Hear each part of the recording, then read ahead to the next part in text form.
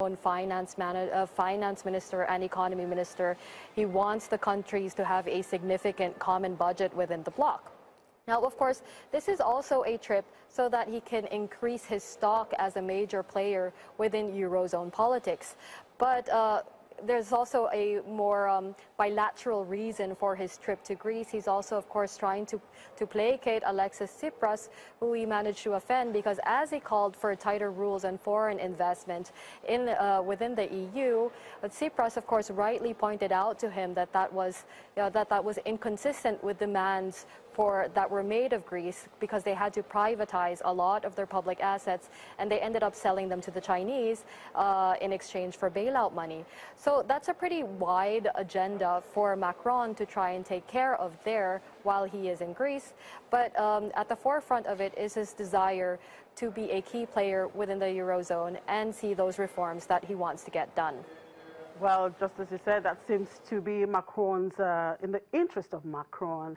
Anyway, let's look at the other side of the Atlantic. U.S. President Donald Trump seems to have sorted out his political battle over America's debt limit. What trading themes are your investors and traders looking for right now from the United States? Yes, we did actually see this news spark a bit of a relief rally, especially on U.S. stocks, and we saw some of that reverberate across global markets. Also, U.S. government debt saw its prices higher on Thursday following the announcement. But of course, there are some other impulses coming out of the U.S. today. We have a handful of Fed officials who are also going to talk about the state of the economy, who are also going to talk about the state of monetary policy in various speeches made around the country today. And also we have a host of figures coming up. We have jobless claims and productivity and costs, and the quarterly services report. So there's plenty of investors to look at, also here from our vantage point across the Atlantic. All right, thank you very much, Janelle. We're sure keeping our eyes on the U.S. economy as those Fed executives make their speeches later today. Do enjoy the rest of the day. We move on now to the U.S., where the stock index futures pointed to a mixed open today as investors geared up for speeches from leading Federal Reserve members, as well as awaited news from the European Central Bank's latest Governing Council meeting, which of course has just been released. Central banks are expected to be the name of the game today as investors shrug off concerns surrounding geopolitics and look to key news out of both the ECB and the U.S. Federal Reserve. Investors will be watching this economic event closely to see if the institution provides any clues or debate on the timing of an exit from its ultra-loose monetary policy program.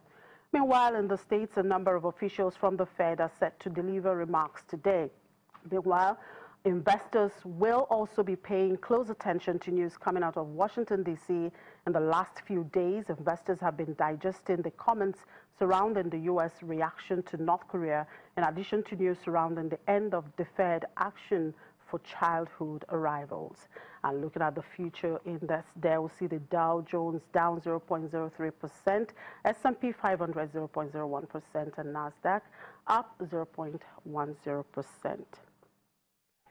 In Asia, markets closed higher today following the stronger lead from Wall Street overnight on political developments out of Washington.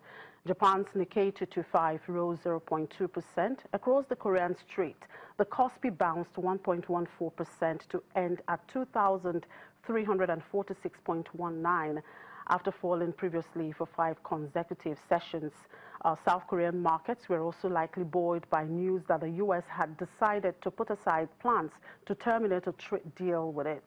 The Australian ASX 200 closed flat at 5,689 as strength in the telecommunications services and utility sub-indices was offset by losses in healthcare and gold miners. The Greater China markets edged down. Hong Kong's Hang Seng Index was off 0.26%. On the mainland, the Shanghai Composite slipped 0.56%, while the Shenzhen Composite erased earlier gains to lose 0.34%. Away from the markets, but to markets-related news, quite a number of earnings coming from South African companies today. South African bank First Rand has reported a 6% rise in annual profit, missing expectations as a weak economy hit both investment and consumer spending. Headline earnings per share came in at 424 cents for the year ended June 30, below a 436 cents estimate.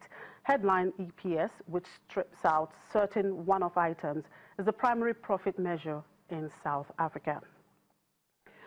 And South African life insurer Sanlam has reported a 19% drop in half-year profit hurt by a recession in its home market. Sanlam reported diluted headline earnings per share of 225.3 cents for the 6 months to June 30, compared with 277.2 cents a year earlier. Africa's most advanced economy slipped into a technical recession this year, but data published on Tuesday showed an uptick in growth. Sanlam, which also has operations in Nigeria, Angola, and India, said new business volumes declined by 4% to 110 billion rand over the period.